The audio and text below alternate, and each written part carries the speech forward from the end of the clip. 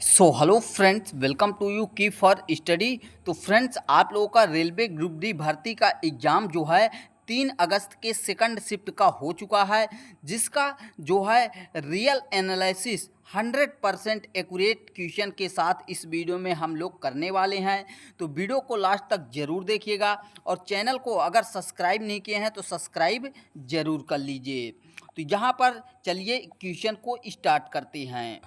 तो यहाँ पर आप लोगों से पहला क्वेश्चन पूछा गया था कि प्रधानमंत्री नरेंद्र मोदी के जीवन और उसके साथ जुड़े 35 वर्षों के अनुभव पर आधारित पुस्तक अपनापन के लेखक निम्नलिखित में से कौन है। यानी यहाँ पर कुछ इस तरीके से आपके पास 4 ऑप्शन दिए गए थे।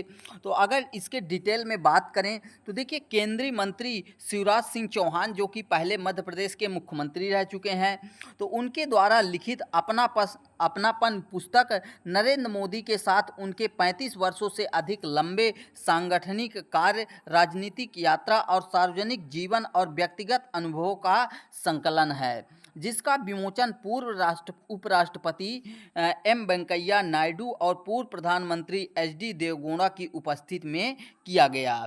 तो यहाँ पर जो राइट आंसर हो जाएगा वह आपका शिवराज सिंह चौहान, यहाँ पर सी ऑप्शन करेक्ट आंसर होगा। अगर इससे रिलेटेड क्वेश्चन की बात करें तो अगले शिफ्ट में आपसे पूछा जा सकता है कि प्रधानमंत्री नरेंद्र मोदी के जीवन और विचारों पर आधारित जो कर्म योद्धा ग्रंथ है उसका विमोचन किसने किया था। तो अमित शाह, जो कि वर्तमान समय में केंद्रीय गृह मंत्री हैं। ठीक है। प्रधानमंत्री, अगले क्वेश्चन की बात करें इससे रिलेटेड, तो प्रधानमंत्री नरेंद्र मोदी द्वारा विशेष रूप से विद्यार्थियों और युवाओं के लिए लिखी गई पुस्तक कौन सी है। तो वो है एग्जाम वॉरियर्स। तो ये भी क्वेश्चन आपसे अगले शिफ्ट में पूछा जा सकता है, तो इन एक्स्ट्रा फैक्ट को ध्यान रखिएगा।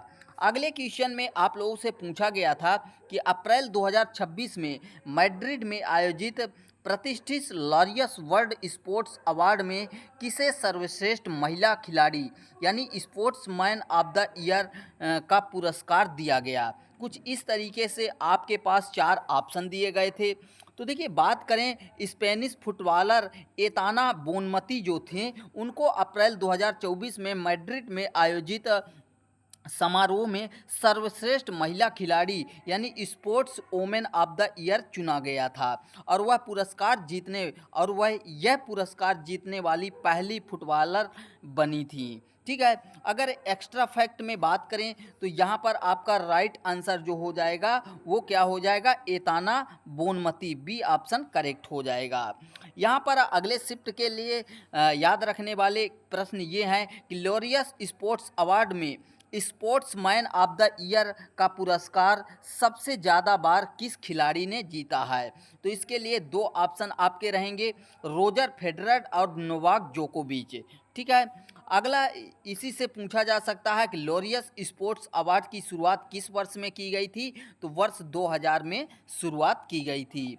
अगले क्वेश्चन में आप लोगों से पूछा गया था कि 12 जनवरी 2026 को भारतीय अंतरिक्ष अनुसंधान संगठन, जिसको कहा जाता है इसरो, तो उसके द्वारा लॉन्च किया गया बहुचर्चित PSLV C62 जो है मिशन कहाँ से लॉन्च किया गया था।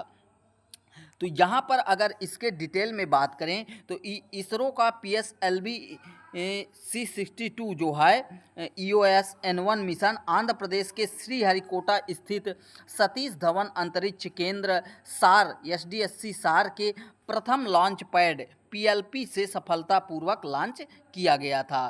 तो यहाँ पर आपका SDSC सार जो है करेक्ट आंसर हो जाएगा, जो कि यहाँ पर ऑप्शन में मिल जाता सतीश धवन अंतरिक्ष केंद्र सार श्रीहरिकोटा से लॉन्च किया गया था।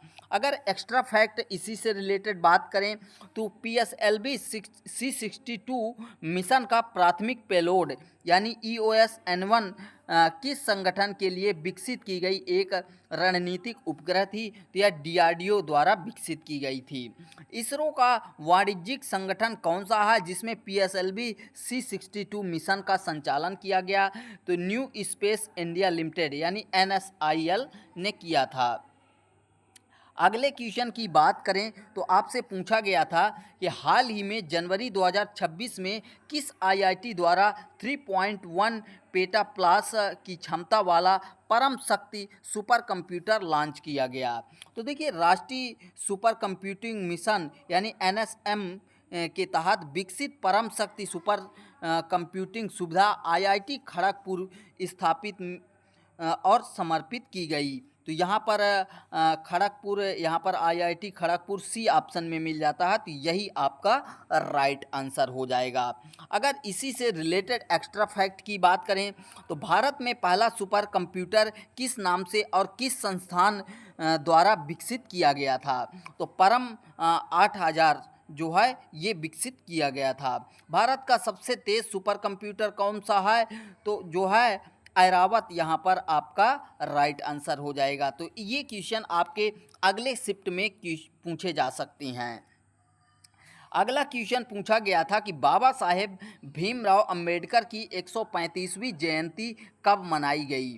तो देखिए, बाबा साहेब भीमराव अंबेडकर का जन्म 14 अप्रैल 1891 को हुआ था, जिसके अनुसार वर्ष 2026 में उनकी 135वीं जयंती जो है, यानी कहा जाए 135वीं बर्थ एनिवर्सरी मनाई गई। तो कब मनाई गई? 14 अप्रैल जो है 2026 को। तो यहाँ पर 14 अप्रैल 2026 सी ऑप्शन में मिल जाता है, तो यही आपका करेक्ट आंसर हो जाएगा। अगले क्वेश्चन में क्या पूछा गया था, उससे पहले एक्स्ट्रा फैक्ट की बात करें तो BR अम्बेडकर को मरणोपरांत भारत के सर्वोच्च नागरिक सम्मान भारत रत्न से किस वर्ष सम्मानित किया गया था? तो वर्ष 1990 में ऐसा, यानी उनको जो है भारत रत्न से सम्मानित किया गया था। अगर अगले क्वेश्चन की बात करें तो इसी से रिलेटेड बन सकता है अगले शिफ्ट में कि भारतीय संविधान की प्रारूप समिति के अध्यक्ष कौन थे? तो डॉक्टर भीमराव अंबेडकर ही थे। तो ये आपको एक्स्ट्रा फैक्ट याद रखना है। अगले क्वेश्चन में आप लोगों से पूछा गया था कि 16वें वित्त आयोग यानी 16th फाइनेंस कमीशन ने अपनी रिपोर्ट 2026-31 में किन दो आपदाओं को राष्ट्रीय आपदा यानी नेशनल नोटिफाइड डिजास्टर की सूची में शामिल करने की सिफारिश की है? तो देखिए, डॉक्टर अरविंद पनगड़िया की अध्यक्षता वाले 16वें वित्त आयोग ने लगातार बढ़ते तापमान और मौतों के आंकड़ों को देखते हुए लू और आकाशीय बिजली को राष्ट्रीय आपदाओं की अधिसूचित सूची में शामिल करने की सिफारिश की है। तो यहाँ पर लू और आकाशीय बिजली आपका ए ऑप्शन में दिया गया है, तो यही आपका राइट आंसर हो जाएगा। अब इस प्रश्न से रिलेटेड बात करें तो 16वें वित्त आयोग के अध्यक्ष के रूप में किसे नियुक्त किया गया? तो अरविंद पनगड़िया को ही नियुक्त किया गया। भारतीय संविधान के किस अनुच्छेद के तहत वित्त आयोग का गठन किया जाता है? तो आर्टिकल 280 के तहत गठन किया जाता है। अगले क्वेश्चन में आप लोगों से पूछा गया था, हालांकि इसका एग्जैक्ट छात्रों ने नहीं भेजा है। पश्चिम बंगाल सरकार द्वारा वित्तीय वर्ष 2026-27 के बजट में महिलाओं के कल्याण के लिए शुरू की गई अन्नपूर्णा योजना के लिए कुल कितनी राशि का बजटीय प्रावधान किया गया है? तो देखिए, कुछ इस तरीके से हमने प्रश्न बनाया है, लेकिन जो छात्र द्वारा आया है कि तो पूछा गया था कि अन्नपूर्णा योजना जो है किसके लिए किया गया है? तो जो है महिलाओं के कल्याण के लिए, ये आपका ऑप्शन राइट आंसर में था। तो अब यहाँ पर बात कर लेते हैं कि जो पश्चिम बंगाल सरकार द्वारा ये 26-27 के बजट में महिलाओं के कल्याण के लिए अन्नपूर्णा योजना जो है लागू की गई, तो उसकी राशि का बजटीय प्रावधान कितना रखा गया है? तो ये जो है आप लोगों का 36,000 करोड़ रुपए रखा गया है। ठीक है, तो ये क्वेश्चन भी आपके अगले शिफ्ट में पूछा जा सकता है। अगर इसी से रिलेटेड बात करें तो पश्चिम बंगाल में महिलाओं के वित्तीय सशक्तिकरण के लिए शुरू की गई कौन सी योजना अत्यंत लोकप्रिय है? तो वह है लक्ष्मीर भंडार योजना। भारत के संविधान में राज्य का बजट प्रस्तुत करने का प्रावधान किस अनुच्छेद में है? तो वह आर्टिकल 202 में है। ठीक है, तो ये एक्स्ट्रा फैक्ट याद रखिएगा, यहाँ से क्वेश्चन आपके अगले शिफ्ट में पूछा जा सकता है। अगले क्वेश्चन में पूछा गया था कि 5 मार्च 2026 को पश्चिम बंगाल के किस राज्यपाल ने अपने पद से अचानक इस्तीफा दे दिया।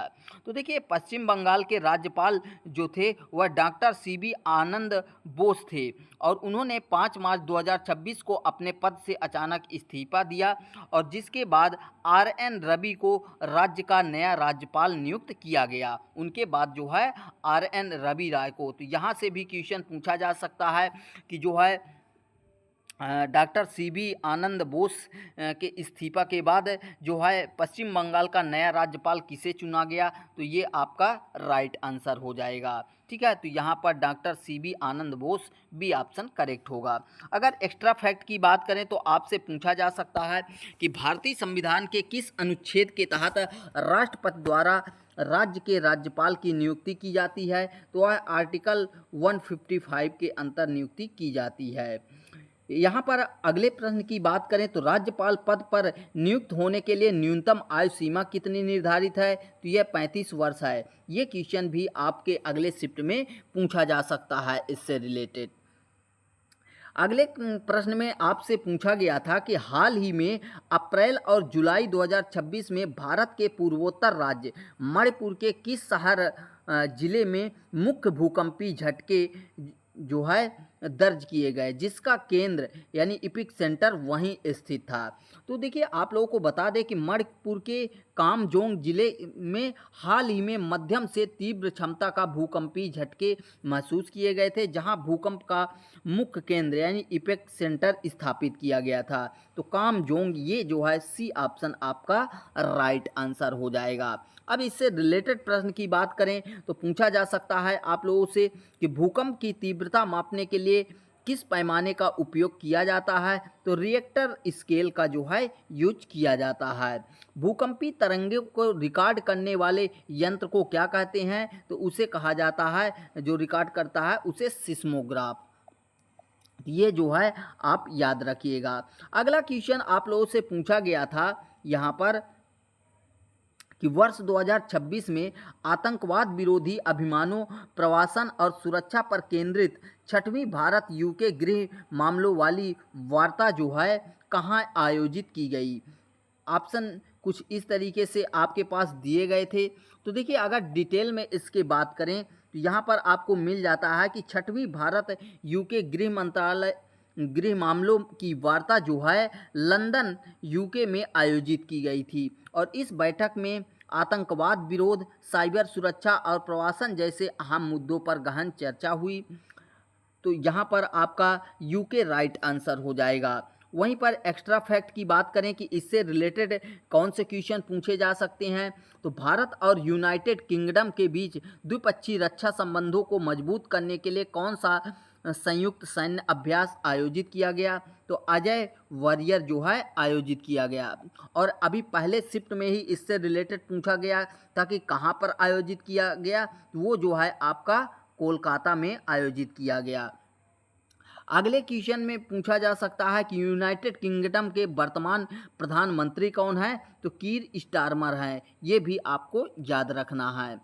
नेक्स्ट क्वेश्चन में आपसे पूछा गया था कि हाल ही में मई 2026 में किस भारतीय एथलीट ने पुरुषों की 100 मीटर रेस को 10.09 सेकंड में पूरा करके एक नया रिकॉर्ड बनाया है।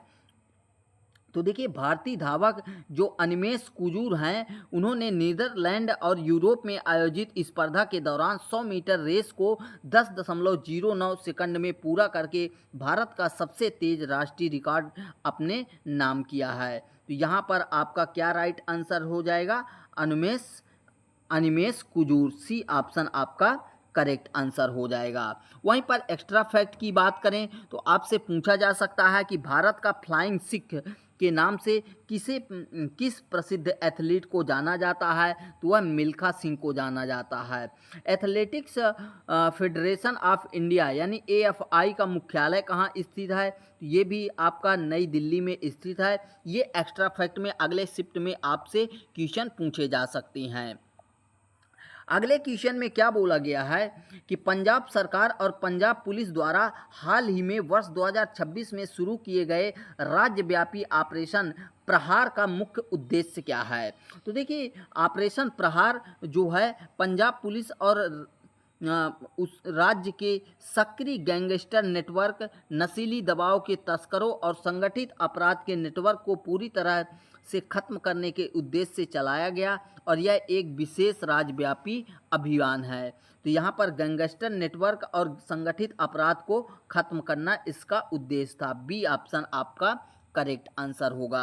अगर इससे रिलेटेड प्रश्न की बात करें तो पूछा जा सकता है कि पंजाब राज्य के वर्तमान मुख्यमंत्री कौन है, तो भगवंत मान है। पंजाब की सीमा किस पड़ोसी देश से लगती है, तो वह पाकिस्तान से लगती है। अगले प्रश्न में पूछा गया है कि हाल ही में दिसंबर 2025 से जनवरी 2026 के बीच आयोजित हुआ फुटबॉल का प्रतिष्ठित अफ्रीका कप ऑफ नेशन यानी अफकॉन किस देश में आयोजित किया गया। तो देखिए अफ्रीका का सबसे बड़ा football tournament Africa cup of nation यानी अफकॉन दिसंबर 2025 से जनवरी 2026 के मध्य मोरक्को में आयोजित किया गया। तो यहाँ पर आपका मोरक्को जो है राइट आंसर हो जाएगा। वहीं पर आपसे पूछा जा सकता है कि मोरक्को की राजधानी क्या है, वह है रबात। आपसे पूछा जा सकता है कि अंतर्राष्ट्रीय फुटबॉल महासंघ यानी फीफा का मुख्यालय कहाँ स्थित है, तो ज्यूरिख स्विट्जरलैंड में स्थित है। ये भी आपको एक्स्ट्रा फैक्ट में याद रखना है।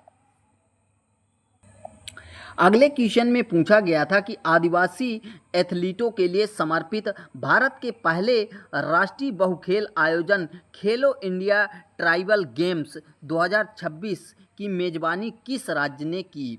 तो देखिए जनजातीय एथलीटों को राष्ट्रीय स्तर पर मंच प्रदान करने के लिए पहले खेलो इंडिया ट्राइबल गेम्स 2026 का आयोजन ओडिशा राज्य में किया गया था। तो यहाँ पर आपका जो राइट आंसर हो जाएगा वह उड़ीसा हो जाएगा।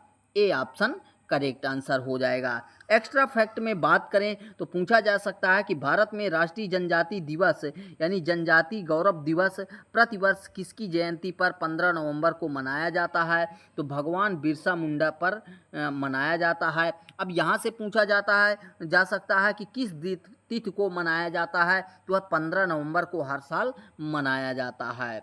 अगला इसी से संबंधित पूछा जा सकता है आपके नेक्स्ट शिफ्ट में कि खेलो इंडिया यूथ गेम्स की शुरुआत किस वर्ष में हुई थी, तो वर्ष 2018 में शुरुआत इसकी की गई थी। अगला प्रश्न पूछा गया था कि जून 2026 में केंद्रीय स्वास्थ्य मंत्री जेपी नड्डा की अध्यक्षता में राष्ट्रीय स्वास्थ्य प्राथमिकताओं और जन स्वास्थ्य समस्याओं यानी नेशनल हेल्थ प्रायोरिटीज की समीक्षा के लिए किस नंबर के केंद्रीय स्वास्थ्य और परिवार कल्याण परिषद यानी CCHFW सम्मेलन का आयोजन किया गया। तो ये देखिए केंद्रीय स्वास्थ्य एवं परिवार कल्याण मंत्री जेपी नड्डा की अध्यक्षता में स्वास्थ्य क्षेत्र की प्राथमिकताओं पर चर्चा हेतु 15वें केंद्रीय स्वास्थ्य और परिवार कल्याण परिषद सम्मेलन का आयोजन किया गया। तो यहाँ पर बी ऑप्शन में 15th कॉन्फ्रेंस आपका राइट आंसर होगा। अगर एक्स्ट्रा फैक्ट में देखा जाए तो पूछा जा सकता है आप लोगों से कि भारत में राष्ट्रीय स्वास्थ्य नीति अंतिम बार किस वर्ष लागू की गई थी, तो यह वर्ष 2017 में लागू की गई थी। विश्व स्वास्थ्य संगठन यानी WHO वर्ल्ड हेल्थ ऑर्गेनाइजेशन का मुख्यालय कहाँ स्थित है, तो ये स्विट्जरलैंड के जिनेवा में स्थित है। अगले प्रश्न में पूछा गया था कि मई 2026 में रक्षा अनुसंधान और विकास संगठन जिसको DRDO बोला जाता है, तो उसके द्वारा अंतिम सफल परीक्षणों के बाद किस ड्रोन लॉन्च सटीक प्रहार मिसाइल प्रणाली के बड़े पैमाने पर उत्पादन को मंजूरी दी गई है। तो देखिए DRDO द्वारा विकसित ULPGM VI जो है एक सटीक मास्क क्षमता वाली मिसाइल है जिससे मानव रहित विमानों से दागा जा सकता है और इसका सफल परीक्षण के बाद इसके बड़े पैमाने पर उत्पादन को मंजूरी मिली। तो यहाँ पर आपका जो राइट आंसर हो जाएगा वह क्या हो जाएगा, ULPGM VI जो कि फर्स्ट ऑप्शन में ही मिल जाता है V1। तो आपका ए ऑप्शन राइट आंसर हो जाएगा। अगले प्रश्न में डिस्कस करें उससे पहले यहाँ पर एक्स्ट्रा फैक्ट दिया गया है कि डीआरडीओ यानी रक्षा अनुसंधान और विकास संगठन की स्थापना किस वर्ष हुई थी। तो वर्ष 1958 में इसकी स्थापना की गई थी। भारत का पहला स्वदेशी क्रूज मिसाइल का नाम क्या है। तो वह है निर्भय। तो ये एक्स्ट्रा फैक्ट में आपको याद रखना है। अगले प्रश्न में आपसे पूछा गया था कि हाल ही में आयकर विभाग यानी इनकम टैक्स डिपार्टमेंट द्वारा करदाताओं के प्रश्नों का वास्तविक समय में समाधान करने और आईटीआर फाइलिंग को आसान बनाने के लिए लॉन्च किए गए एआई संचालित यानी एआई पावर्ड मोबाइल ऐप का नाम क्या था। तो वो नाम था सारथी ऐप। यहाँ पर अगर डिटेल में बात करें तो दिया भी गया है कि आयकर विभाग ने करदाताओं को एआई जो है चैटबॉट और रियल टाइम समाधान सुविधा देने के उद्देश्य से सारथी ऐप विकसित किया, जिसे आईटीआर फाइलिंग की प्रक्रिया को अत्यंत सरल बनाया जा सके। अब पूछा जा सकता है कि भारत में प्रतिवर्ष आयकर दिवस कब मनाया जाता है। तो यह 24 जुलाई को मनाया जाता है। वहीं पर पूछा जा सकता है कि केंद्रीय प्रत्यक्ष कर बोर्ड यानी सीबीडीटी किस मंत्रालय के अंतर्गत आता है। तो यह वित्त मंत्रालय यानी मिनिस्ट्री ऑफ फाइनेंस के अंतर्गत आता है। क्लियर। अगले क्वेश्चन में पूछा गया था कि भारतीय अर्थव्यवस्था में सकल मूल्य वर्धित यानी ग्रास वैल्यू एडेड जीबीए निम्नलिखित में से किस क्षेत्र से सेक्टर का योगदान सबसे अधिक है। तो देखिए इसकी बात करें तो भारतीय अर्थव्यवस्था के कुल सकल मूल्य वर्धित यानी जीबीए में सेवा तृतीयक क्षेत्र जो है टेरिटरी सेक्टर का योगदान सबसे अधिक लगभग 53 से 55% रहता है। तो सेवा तृतीयक क्षेत्र आपका जो है राइट आंसर हो जाएगा। वहीं पर एक्स्ट्रा फैक्ट में बात करें तो आपसे पूछा जा सकता है कि भारतीय अर्थव्यवस्था में सबसे अधिक रोजगार प्रदान करने वाला क्षेत्र कौन सा है। तो वह जो है एग्रीकल्चर सेक्टर है। वहीं पर भारत में राष्ट्रीय आय यानी नेशनल इनकम की गणना किस संस्था द्वारा की जाती है। ये राष्ट्रीय सांख्यिकी कार्यालय NSO द्वारा की जाती है। तो यहाँ पर ये एक्स्ट्रा फैक्ट आपको याद रखना है। अगले प्रश्न में पूछा गया था यहाँ पर कि पौधों में अंतवेशी विभज्योतक यानी जो है इंटर कैलरी मेरिस्टम मुख्य रूप से कहाँ पाया जाता है। तो ये जो अंतवेशी विभज्योतक है तो ये मुख्य रूप से पत्तियों के आधार पर या फिर तने के पर्व संधियों के पास पाया जाता है और यह घास और एक बीज पत्री पौधों की लंबाई बढ़ाने और क्षतिग्रस्त भागों को पुनः निर्माण करने में मदद करता है। तो यहाँ पर आपका जो राइट आंसर हो जाएगा वह ऑप्शन नंबर बी हो जाएगा कि पत्तियों के आधार पर या पर्व संधियों के पास यानी at the base of leave or near internodes. B option correct answer हो जाएगा। अगले प्रश्न को देखते हैं उससे पहले एक्स्ट्रा फैक्ट में डिस्कस करते हैं कि जड़ों और तनों के शीर्ष पर वृद्धि के लिए कौन सा विभज्योतक ऊतक उत्तरदायी होता है। तो वह शीर्षस्थ विभज्योतक जो है आपका राइट आंसर हो जाएगा। वहीं पर पूछा जा सकता है कि तने की मोटाई या चौड़ाई बढ़ाने में कौन सा ऊतक सहायक होता है। ये पार्श्व विभज्योतक जो है आपका राइट आंसर होगा। अगले प्रश्न में पूछा गया था जो कि साइंस से पूछा गया था कि यदि विभवांतर स्थिर रहे और किसी चालक का प्रतिरोध दोगुना कर दिया जाए तो विद्युत धारा के ऊष्मीय प्रभाव यानी उत्पन्न ऊष्मा पर क्या प्रभाव पड़ेगा। तो देखिए यहाँ पर आपका फार्मूला होता कि यदि विभवांतर स्थिर रहे और प्रतिरोध R को दुगना किया जाए तो उत्पन्न ऊष्मा जो है वह आधी हो जाती है। तो यहाँ पर आधा हो जाएगा, विल बी हाफेड। तो सी ऑप्शन करेक्ट आंसर हो जाएगा। वहीं पर अगर एक्स्ट्रा फैक्ट में बात करें तो आपसे पूछा जा सकता है कि जूल के ऊष्मीय नियम यानी जूल लॉ ऑफ हीटिंग के अनुसार उत्पन्न ऊष्मा और धारा में क्या संबंध होता है। तो उत्पन्न ऊष्मा और धारा के वर्ग के समानुपाती होते हैं। वहीं पर प्रतिरोध का SI मात्रक पूछा जा सकता है तो वह ओम होता है। नेक्स्ट क्वेश्चन आपसे पूछा गया था कि एक गर्भवती महिला जांच के लिए डॉक्टर के पास जाती है और डॉक्टर बताते हैं कि उसके पेट में जो भ्रूण है यानी एम्ब्रियो है वह अब गर्भस्थ शिशु में यानी फेटस में विकसित हो चुका है। तो यह विकास गर्भावस्था के किस तिमाही में यानी ट्रिमेस्टर में का चरण है।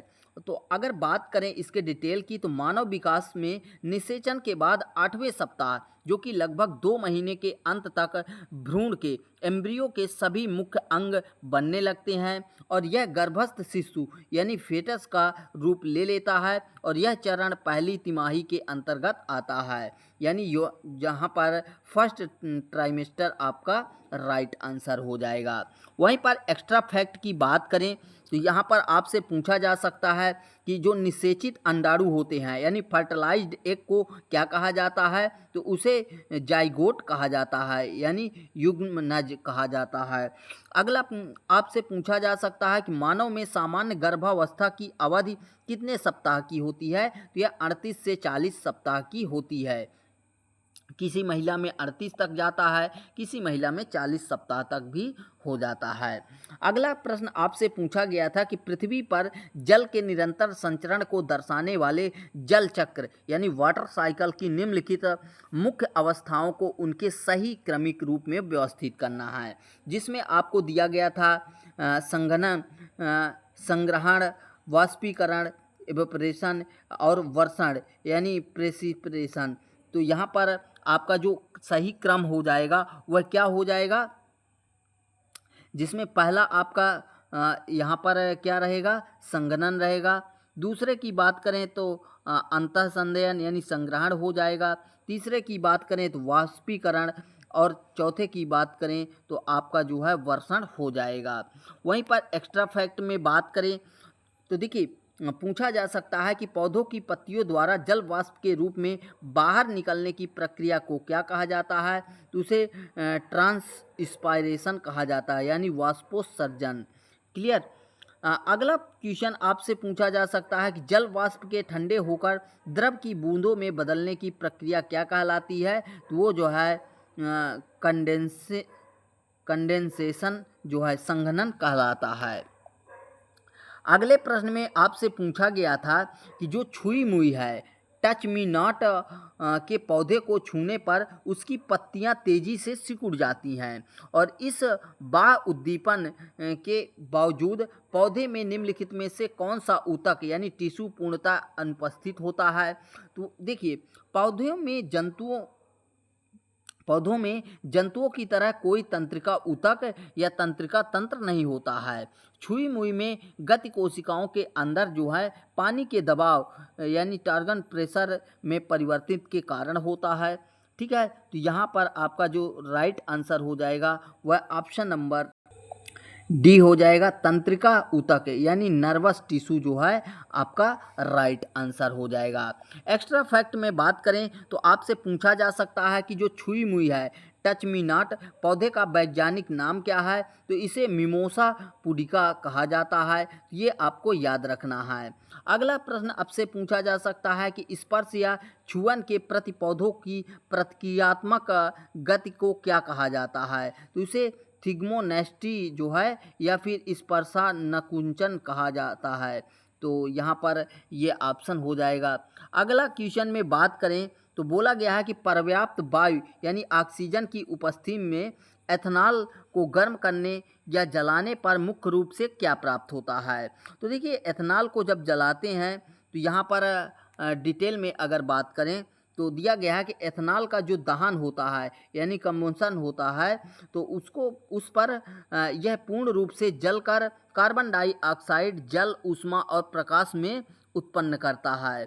ठीक है, तो जल ऊष्मा और प्रकाश उत्पन्न करता है, यही आपका राइट आंसर हो जाएगा यानी कार्बन डाइऑक्साइड जल ऊष्मा और प्रकाश जो है प्रोड्यूस करता है। सी ऑप्शन करेक्ट आंसर हो जाएगा। एक्स्ट्रा फैक्ट में बात करें तो एथनॉल का साधारण या व्यावसायिक नाम क्या है, तो एथिल एल्कोहल इसे कहा जाता है, तो ये आपको याद रखना है। इससे रिलेटेड फर्स्ट शिफ्ट में भी क्वेश्चन पूछा जा सकता है। नेक्स्ट आपके एक्स्ट्रा फैक्ट में दिया गया कि शराब या अल्कोहल आधारित पेय पदार्थों में मुख्य रूप से कौन सा रासायनिक यौगिक पाया जाता है, तो एथनॉल, यानी जिसको C2H5OH कहा जाता है, तो ये एथनॉल जो है राइट आंसर होगा। अगले प्रश्न की बात करें तो यहाँ पर इतने ही प्रश्न हमें जो है छात्रों द्वारा प्राप्त हुए हैं। अगर जिन्होंने भेजा है उनके नाम की बात करें तो पहली लड़की हैं जिन्होंने हमें व्हाट्सएप पर भेजा, नीलम साहू हैं। कौन? नीलम साहू हैं। और दूसरा जो है यहाँ पर धर्मेंद्र, क्या? धर्मेंद्र तिवारी हैं। ठीक है, धर्मेंद्र तिवारी। तो यदि आप भी इसी तरह से जो है भेजते हैं तो आपका वीडियो में नाम लिया जाएगा। तो नेक्स्ट जो भी एग्ज़ाम होता है, जैसे अभी ग्रुप डी का चल रहा है, तो नेक्स्ट शिफ्ट में जब आपका एग्ज़ाम होगा तो डिस्क्रिप्शन बॉक्स में हमने व्हाट्सएप नंबर दिया हुआ है, तो वहाँ पर आप जो है हमें क्वेश्चन को भेज सकते हैं। और जब भेजेंगे तो वहाँ पर आप प्रॉपर किस डिपार्टमेंट का एग्ज़ाम है वो लिखेंगे, उसके बाद किस डेट का और किस शिफ्ट का है उसको लिखने के बाद जो है नीचे आप क्वेश्चन को टाइप करेंगे। वन लाइनर क्वेश्चन की तरह भी अगर आप दे देते हैं तो वहाँ से हम क्वेश्चन बना लेंगे और आपके राइट आंसर को खोज लेंगे। और यदि आप हमें क्वेश्चन एग्ज़ाम के तुरंत बाद भेजते हैं तो निश्चित ही आप लोगों का नाम चैनल में वीडियो के माध्यम से लिया जाएगा।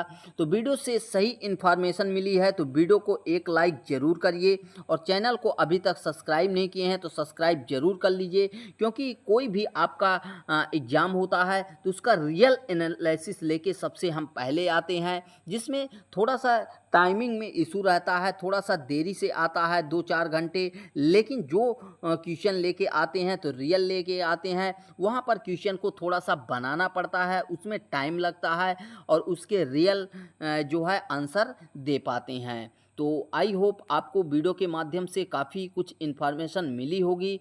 वीडियो से इन्फॉर्मेशन मिली है तो एक बार लाइक ज़रूर कर दीजिए। मिलते हैं नेक्स्ट वीडियो में। Thanks for watching and bye bye.